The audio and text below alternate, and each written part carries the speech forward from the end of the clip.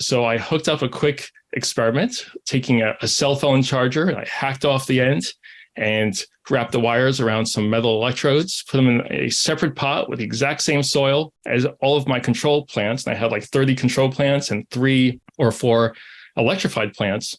And within a month and a half, I was completely blown away. Like, what happened? It just, I still think of it today and it blows my circuits. So back then, all of the control plants, they were about this wide and this tall and sort of like a light pasty green in color.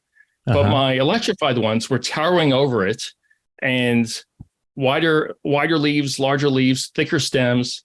And they were much, much darker in color, like dark rainforest green in color. And then as time went on, the growth rate of the electrified ones just continued to outpace the control plants.